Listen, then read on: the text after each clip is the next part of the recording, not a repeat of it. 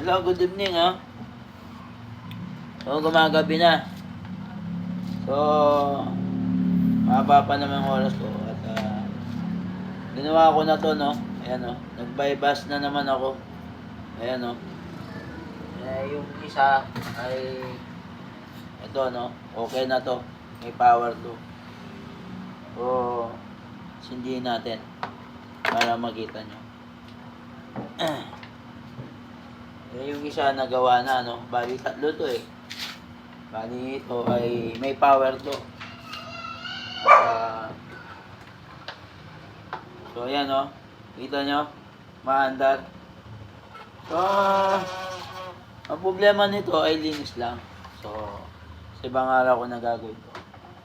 Pero bago tayo simulan to, mag-pray muna tayo. Oh Lord, nagpapasalamat ako, binigyan nyo ako ng chance sa pagre-repair,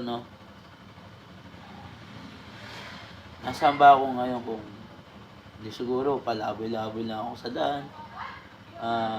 Nag-ipon trabaho, extra lang. Ngayon, meron na akong trabaho, nagagawa ko na ito. Diba? Lord, nagpapasalamat ako sa iyo. Kahit pa paano, hindi nyo ako pinabayaan. Pangalawa pala, yung mga kapatid ko, yun nga, magtrabaho lang tayo. Basta nakakaraos tayo, hindi tayo nagkakasakit, okay lang. So yung mga followers ko dyan, bigyan nyo na sila ng kalakasan at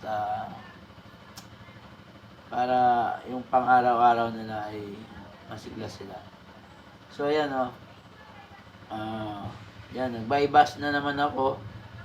Ayan okay. So, hey, what's up mga tropang Betsy Boy ko dyan, kung naka-active na kayo dyan, hindi pa kayo naka-follow, mag-share kayo, mag-follow lang kayo. Yan. Salamat sa inyo. Okay? So, ayan, nag-bypass na ako, tinanggal ko na siya ng buo. Ayan, okay?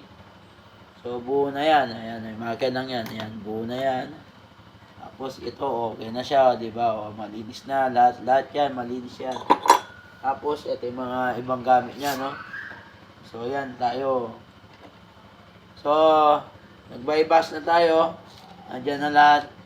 So, mamaya, hindi ko na ipapakita kung paano ko ibubuo to. Okay?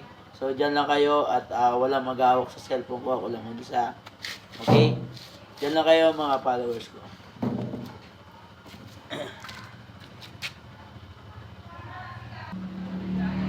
So ayan, ang naging sanhi ng makina na to, fuse din.